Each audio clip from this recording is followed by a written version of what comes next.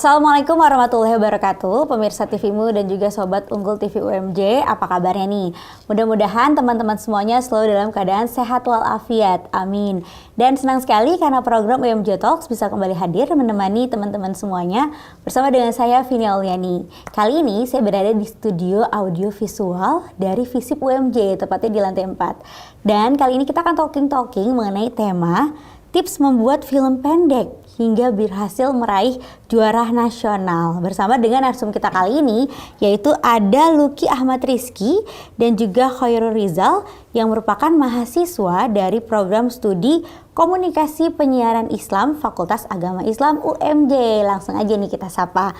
Halo, Assalamualaikum. Waalaikumsalam warahmatullahi wabarakatuh. Ya, nah yang ini Lucky Ahmad Rizky ya? Iya, betul. Aku panggilnya Lucky ya? Lucky aja. Lucky, kalau yang ini Khairul Rizal? Iya. Panggilnya Rizal? Rizal aja. Oke, Lucky dan Rizal.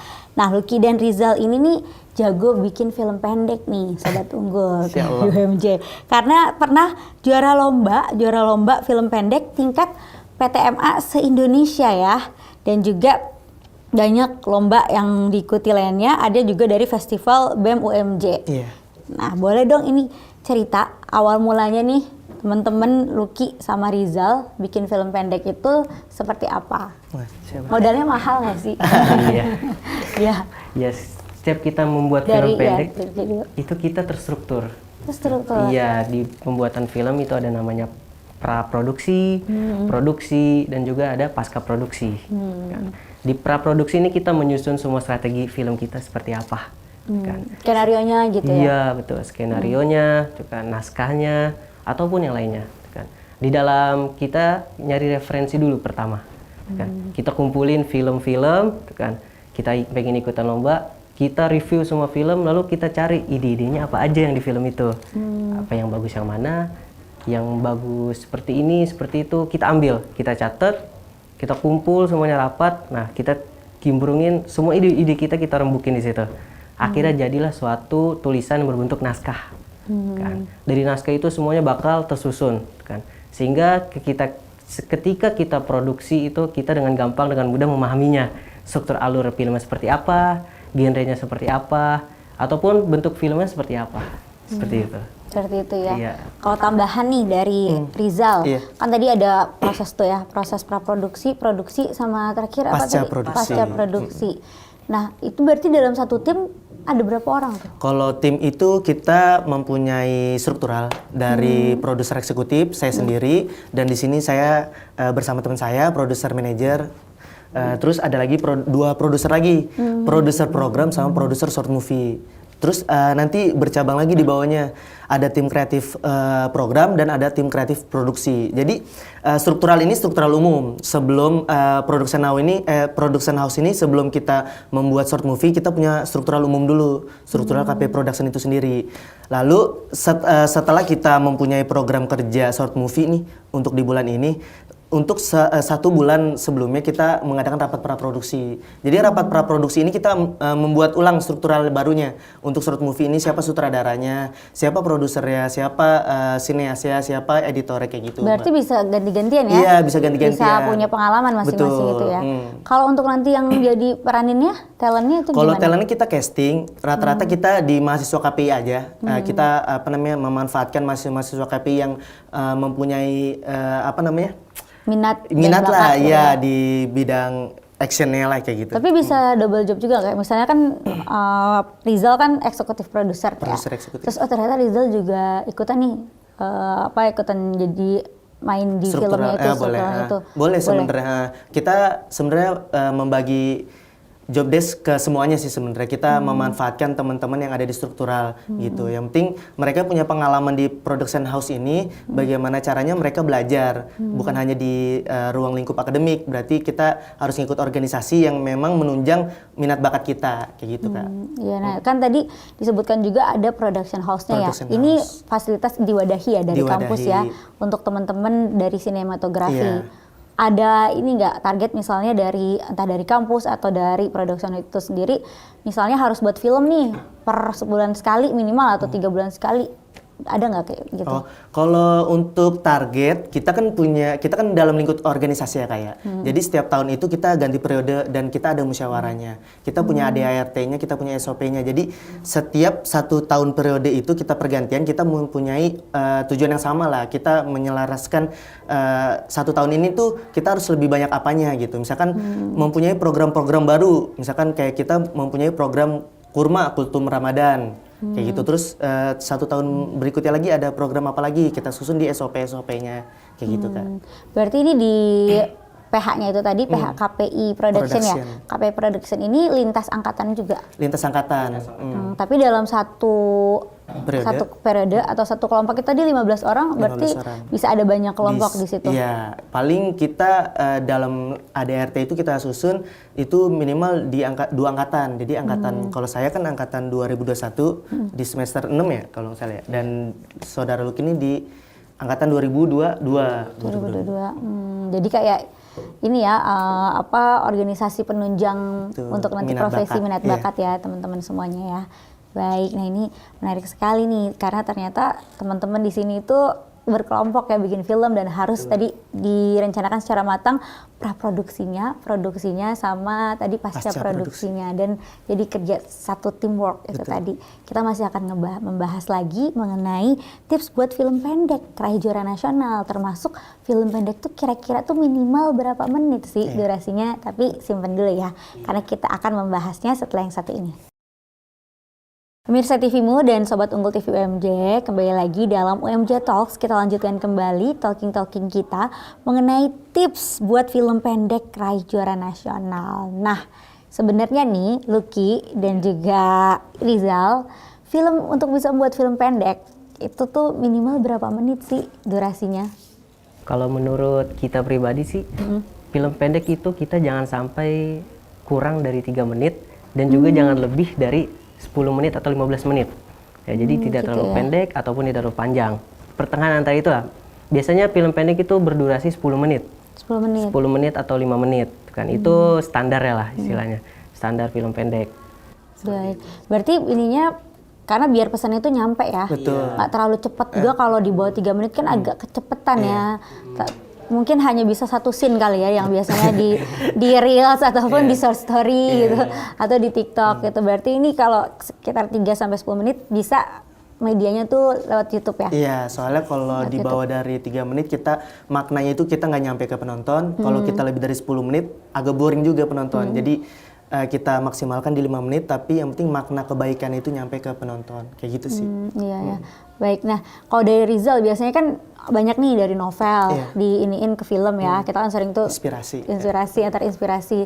Nah itu tuh bagian apa sih yang susah untuk menerjemahkan dari cerita misalnya novel ataupun kita punya ide-ide dakwah dituangkan ke sebuah cerita film pendek gitu. Apakah dari apa misalnya adegannya atau kan naskahnya, dialog gitu apa tuh? Kalau kita dengar dari sutradara-sutradara terkenal di Indonesia, di dunia ini udah nggak ada yang original. Jadi apa-apa itu membutuhkan referensi.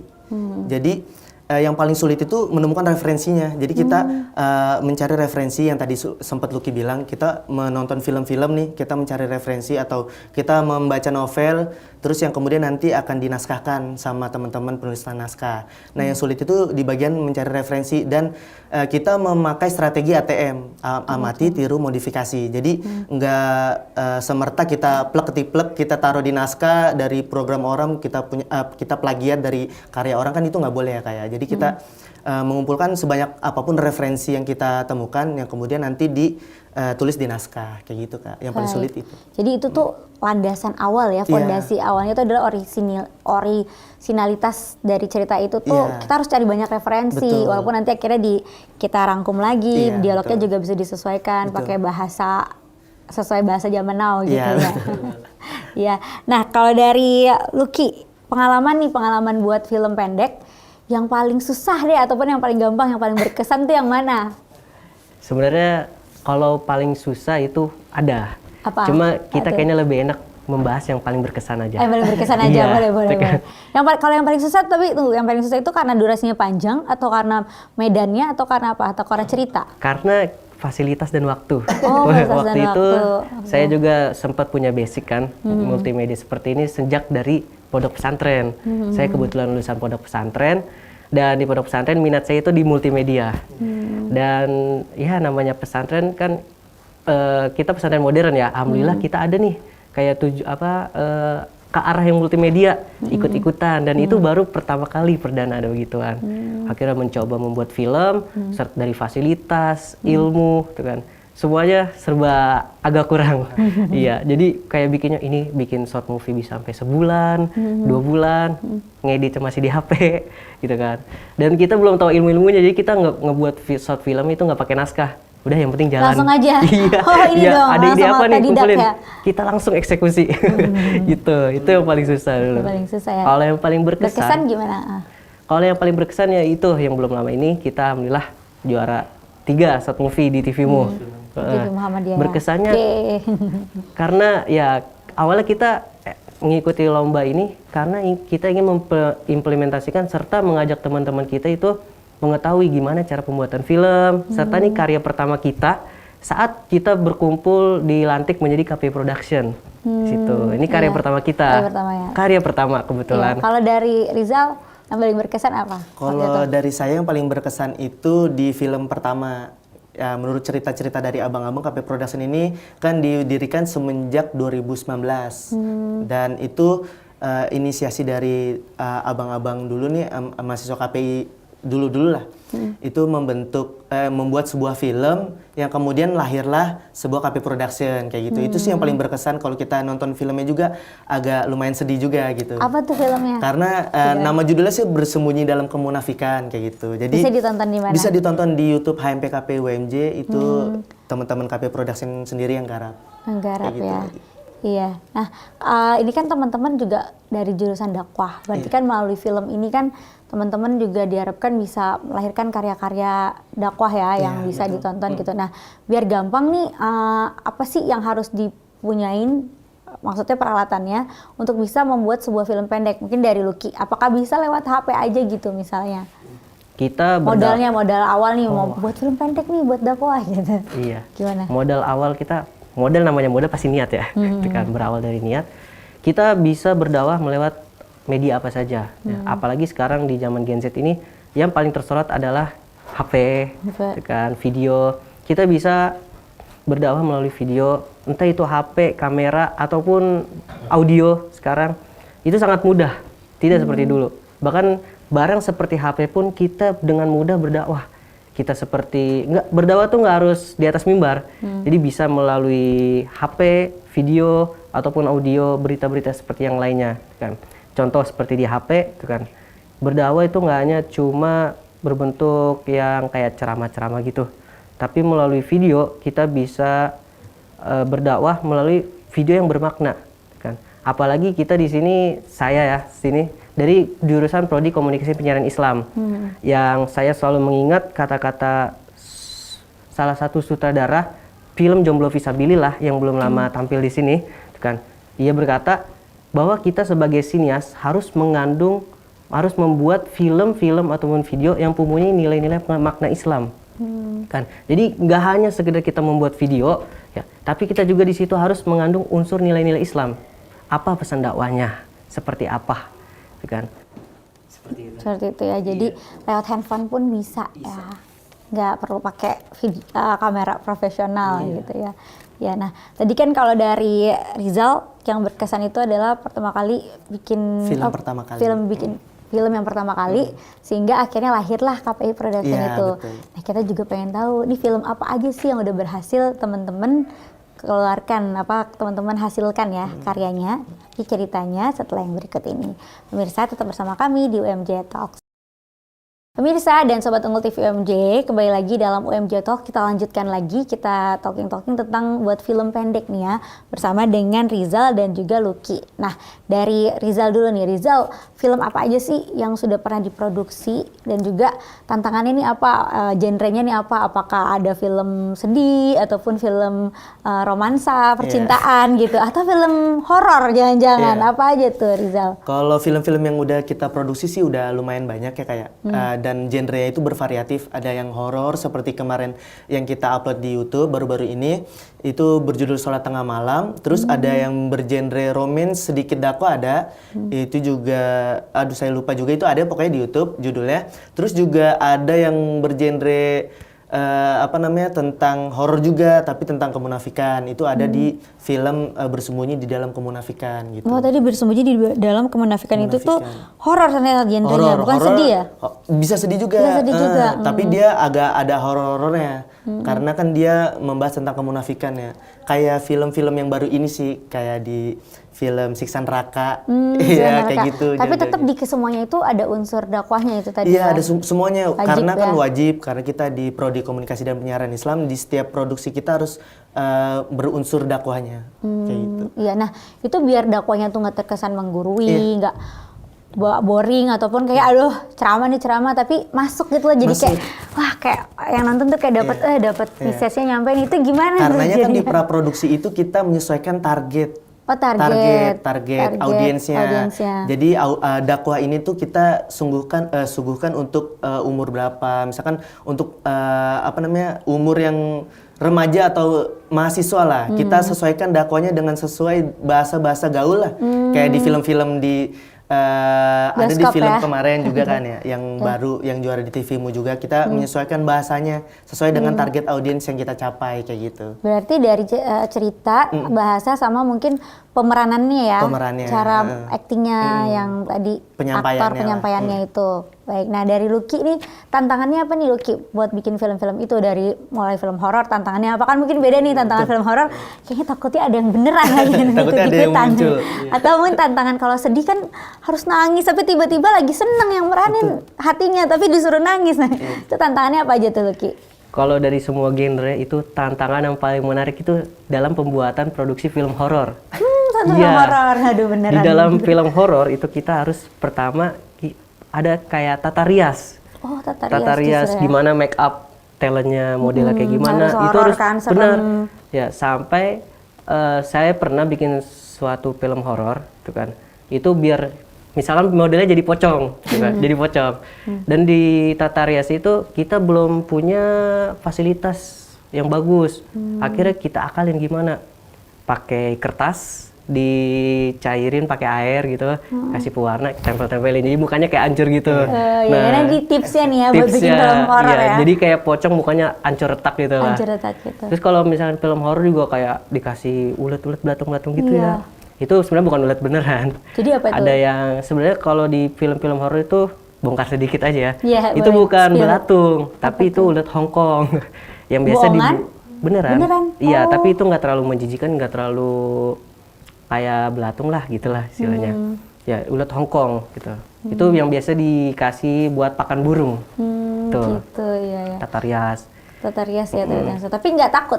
Nggak perlu ajak ustadz nggak? Nggak, ya. Berarti pemberani semua ya? Pemberani semua, alhamdulillah. Kalau sedih misalnya dari Rizal mungkin kalau sedih. Kalau sedih sih kita pendalaman karakter dari pemerannya ya, yang paling susah itu karena kan dia harus menemukan feel-nya. Harus cari feel talentnya ya, bagaimana dia caranya lagi sedih, lagi seneng moodnya, tapi kita suruh sedih di dalam film itu yang paling sulit sih. Kita menjaga mood pemainnya kayak gimana, kayak atau gitu. sebaliknya juga lagi sedih disuruh seneng. Iya, gitu itu kan sulit juga. Iya. Film apa lagi yang pernah dibuat ataupun berkesan tadi horor ya, sedih, apalagi kalau dari konteks agama yang masuk. Kalau dari konteks agama itu kita punya film. Yang tentang mereka berdua pacaran, namun nah ini percintaan nih, seru juga romance ya. Tapi dia putus akhirnya karena dia kuliah di UMJ kayak gitu sih. Dan itu filmnya ada di YouTube juga, cuma saya lupa juga judulnya, itu tahun 2021 digarap ya. Baik. Nah jadinya nih tipsnya nih yang harus dikuasai oleh teman-teman yang masih awam nih, misalnya pengen ikutan bikin film pendek minimal buat tayang di Reels, TikTok ataupun short story gitu. Apa sih yang harus dikuasai ataupun dipersiapkan? Apakah tadi kan bisa pakai kamera berarti ya, tapi apakah harus punya modal atau ada orang-orang atau bisa acting atau apa nih dari Lucky dulu? Kalau modalnya yang paling penting itu modalnya ide. Oh, ide. Kita menyesuaikan dengan yang viral zaman sekarang nih. Kalau misalkan tips untuk kayak di TikTok rame gimana, itu kan pasti kita harus mengikuti nih algoritma TikTok ini seperti apa, yang lagi viral ini seperti apa, kita ikutin kan. Misalkan yang sekarang lagi viral itu sinematik seperti itu gitu kan. Ya udah, kita ikutin biar kita dapat penonton yang banyak kan, kita kumpulin idenya seperti apa, langsung kita upload. Seperti itu. Oke, jadi dari ide sama ikutin trennya seperti apa, Iya. jadi sinema grafik ya. Sinematik. Sinematik Iya. ya. Nah, kalau dari Rizal, Iya. apa nih Rizal yang tips-tipsnya untuk bisa Tips-tipsnya bikin film pendek dan juga bisa meraih juara nasional? Misalnya film Iya. pendeknya mau diikutin lomba juga. Iya. Gimana? Lagi-lagi sih di ide dan referensi yang kemudian nanti dituangkan di dalam naskah itu sendiri, Kak. Nah, bagaimana kita mengambil makna yang benar-benar sesuai dengan tema yang dilombakan. Yang pertama itu menyesuaikan naskahnya lah. Terus selanjutnya itu kita menyiapkan alat-alat. Sebenarnya HP itu udah bagus kok, banyak yang sekarang udah 4K, udah Full HD, Fitur-fiturnya. banyak yang udah kapasitasnya seperti itu. Tapi untuk maksimal kita menggunakan kamera kayak gitu, minimal kamera full frame atau APS-C, yang penting bisa untuk direkam aja kayak gitu. Terus untuk biar biar viral atau apapun itu, kita menggunakan Instagram sebagai media promosi kayak gitu, Kak. Mungkin kayak gitu sih. Jadi tipsnya itu ya, tipsnya itu. biar bisa viral, bermanfaat. Iya, Nah, betul. quote penutup dari Lucky tentang tips bikin film pendek dan juga mungkin bisa sekaligus berdakwah melalui film. Nanti selanjutnya dari Rizal juga ya. Quote Oke. dulu dari Lucky. Untuk quotes-nya, jangan pernah berhenti berkarya. Mau sejelek apapun karya itu, kita harus tetap berusaha. Oke, cakep. Jangan pernah berhenti berkarya. Dari Rizal, Kalau dari saya sih maksimalkan yang ada, mau itu menggunakan HP atau apapun itu, yang penting tetap berkarya. Bukan alatnya yang menentukan, tapi bagaimana orang yang dibalik kamera itu yang menentukan. nah itu dia, cakep juga, bukan alatnya. Jadi jangan insecure dulu ya Iya. kalau alatnya, aduh, Betul. nggak ada nih, dananya juga masih kecil, handphonenya juga masih standar gitu. Yang penting orang dibaliknya ya, yaitu idenya ya, Betul. dan juga kemauan. Baik, makasih Rizal dan Sama-sama, juga Kak. makasih Lucky atas sharing-sharingnya dan pencerahannya. Mudah-mudahan bisa terus sukses ya, Amin. berdakwah lewat film Amin. pendek dan terus meraih juara. Teman-teman juga bisa mencontoh dari Lucky dan Rizal. Sekali lagi makasih. Dan pemirsa TVmu serta Sobat Unggul TV UMJ juga terima kasih telah menyaksikan acara UMJ Talks. Alhamdulillah kita telah mendapatkan tadi pencerahan dan juga sharing-sharing dari dua teman-teman kita yang telah berhasil membuat film pendek dan meraih juara nasional, yaitu Lucky dan juga Rizal. Jangan lupa untuk saksikan terus episode UMJ Talks dalam episode-episode selanjutnya. Saya Vini Oliani beserta narasumber kita yaitu Rizal dan Lucky serta seluruh kerabat kerja yang bertugas.